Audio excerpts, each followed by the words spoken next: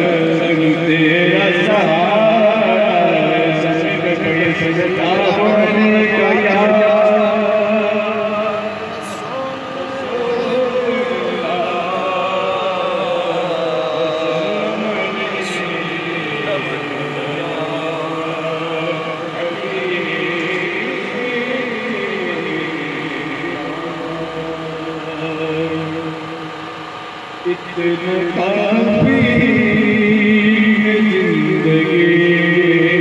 کے لیے، اتنا کافی ہے زندگی کے لیے، رکھنے آقا جو نوکری کے لیے، رکھنے آقا جو نوکری کے لیے، اتنا کافی ہے زندگی کے لیے، اتنا کافی ہے زندگی کے لیے۔ دیکھ کے ان کو ایوب کے گھر میں،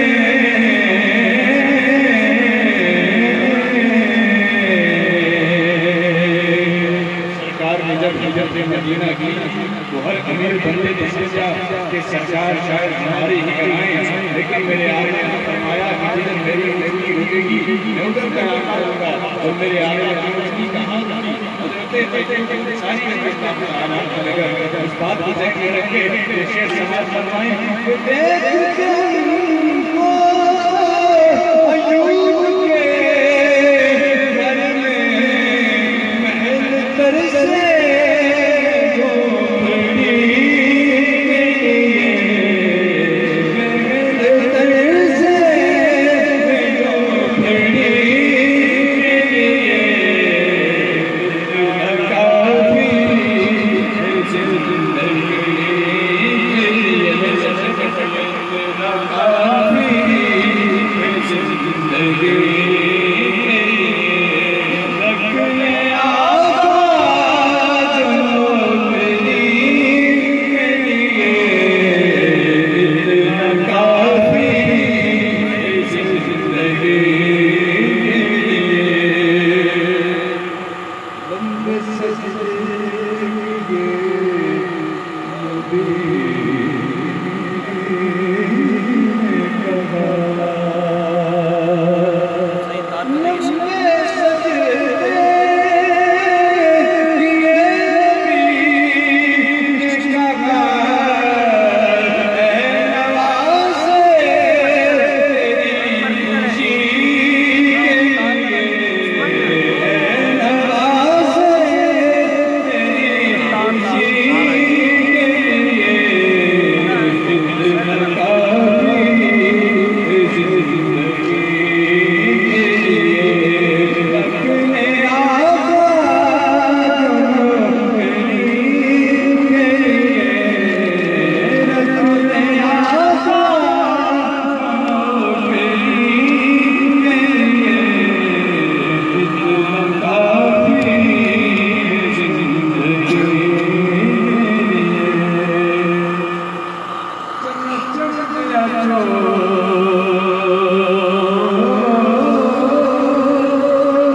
رات دیا، پڑھتے